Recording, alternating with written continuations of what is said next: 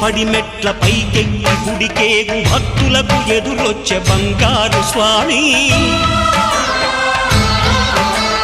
ఇరుముడులు స్పృశించి శుభమనుచు దీవించి జన బృందముల చేరే జగమేలు స్వామి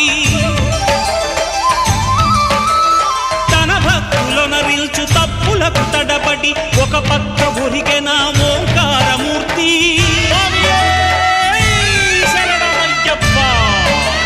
స్వాములందరూ తనకు సాయము కాగా ధీమంతుడై లేచే ఆ కన్య స్వామి పట్టబంధము వీడి భక్తతతికై పరుగు పరుగున వచ్చే భూమిపైకి నరుడై